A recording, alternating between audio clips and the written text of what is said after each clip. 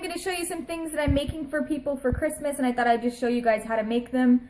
They're not that complicated. Actually, they're like super easy. So if you want a really super easy gift idea for somebody, then these are some ideas for you, and I will show you. What you'll need is some type of jar, and I chose this one. I got it from a secondhand store for 50 cents or 25 cents, and it has a seal on the top. But you can choose any jar you want. You can even choose like a fish bowl for this if you really wanted to.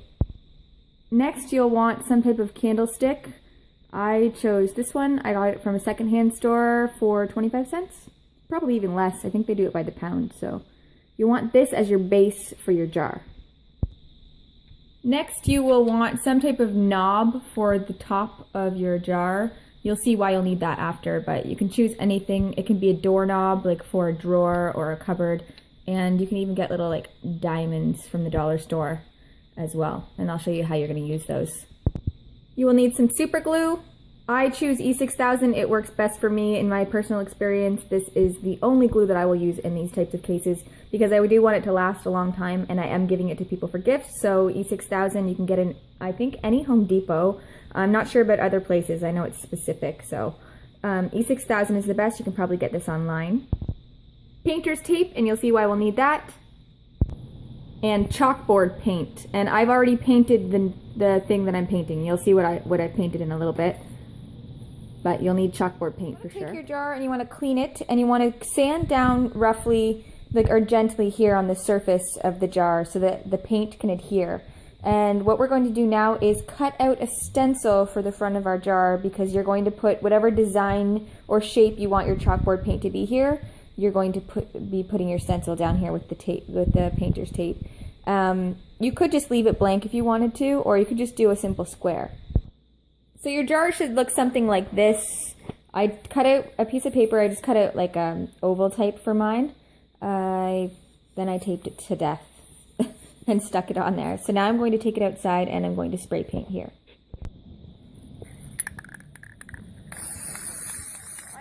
Before I actually put the camera on, I told you guys I was painting the knob, but basically I sprayed this with chalkboard paint as well because I couldn't find any regular black paint, and I glued it on. It's just a doorknob handle from like a drawer, and I glued it on the top of the lid, so like that. And then I put a little bit more glue on the top there, and I'm going to put my diamond in it. And you don't have to do this if you don't want to, but I'm just doing it for a little added detail. And you kind of want to hold it still. So it should look something like this, and as you can see, there is a little bit of glue spilling over the edge there. I'm going to paint that black after it's dry. So you can skip the jewel step if you want, but I think it added a little bit of like, kind of like a bling. And that will be the handle, or the, you know, the grabber to the jar. I set the lid over to the side to dry, and this is not quite dry, so I might just leave it for an extra couple seconds, but I'm going to take the tape off. As you can see here, I kind of oversprayed a bit. That'll come off with a magic eraser if you have one, or you can just scrub it off. It'll come off pretty easily if you scrub hard enough. And let's just see what that looks like. So this is how mine turned out. Obviously it didn't turn out so well because I was doing it very quickly, and I had like a double layered paper, which I didn't realize. So I'm going to go over this and make it square. Or if you just take some nail polish remover, you can remove any overspray with a Q-tip and make it into whatever shape you wanted, really. So if you want to get all fancy. But for now, I'm going to leave it for the purpose of this tutorial, and I will show you what the next step is. Next, you want to take your candlestick holder and add some glue onto the top. And let it kind of sit for a second like the rest of them, because that E6000 glue needs to get a little tacky before you can put anything on it. Then you want to make sure that your jar is centered over the candlestick as best that you can do that. And just kind of look from the top and the bottom, and all these little strings you can remove later. This is basically what the finished product will look like. Obviously, you will have a more fixed up chalkboard section there, but from base, and you can write whatever you want on the front, and it's kind of cute. And this is a little messed up. I'm a little disappointed with yours. This time around, I'm going to try some spray adhesive, and I'm going to spray the stencil that I've cut out and stick it there, and then spray paint it with the chalkboard paint. A little bit. I actually got a stencil from I just googled free label stencils, I think, and I just kind of got this one, and I just went around it with a Q-tip with nail polish remover, and it cleaned it up to make the lines a little straighter. But I used the spray adhesive like I mentioned, and this is what it ended up looking like. So there's the knob and the seal and the label, and I don't have any chalk or I would show you. And so that's what it looks like. And you can put whatever you want in there. You could put lip balms. I think that's what I'm gonna do. Put a lot of like different types of lip chaps and lip balms in there and give it to somebody for a gift.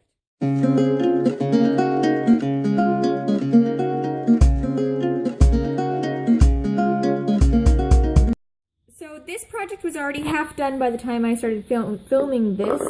This is actually an old one. My kids dropped it and it fell off, so I'm going to remake it. This is a dinosaur platter tutorial. I think this came from Pinterest, the idea, but basically what you want to do is take a toy dinosaur made from hard plastic. You don't want it to be like the flimsy kind, you want it to be like solid.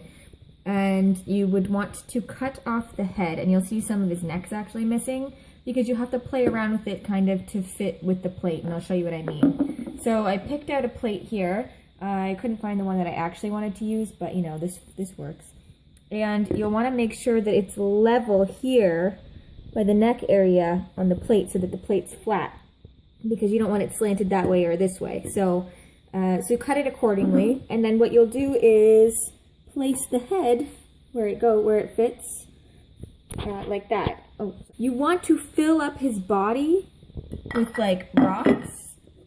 You can get those from the dollar store as well, or whatever you want to use to weigh it down, because otherwise it'll tip over. And I'll show you the one that I have that actually tips over.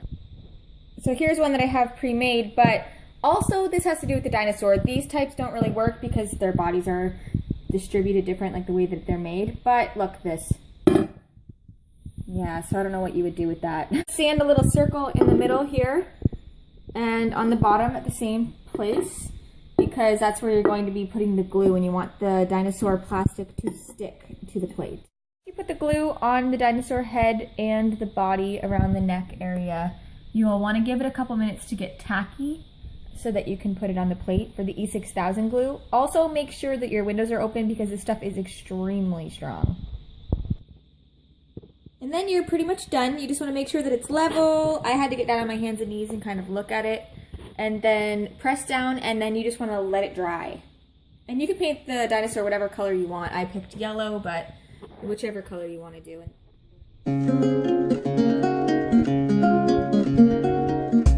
So those are the tutorials that I had for you guys today. I know they're a little choppy and not the best quality, but I was kind of rushing through it. I started late, so haven't been feeling the greatest, but I thought I'd show you another one to give you another idea of some other ideas that you could do, and some other ideas I will be doing.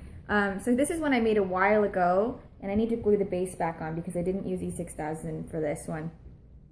And it has a wooden candlestick for the base, and I put some Dollarama like eggs, bird nest material there, and I painted some styrofoam eggs to look like robin's eggs. And then I did the same concept for the door handle and the diamond. And then I just put a little bit of beaded lace around the lid, and I spray painted the lid. This is a glass top mason jar.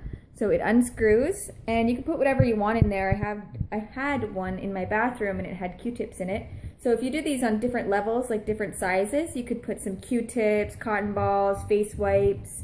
You could fill it with lip balms. You could do a lot of things. Add little eyeshadows or anything you want in it for a gift, or yeah, you could do anything. Put candy in them when people come over.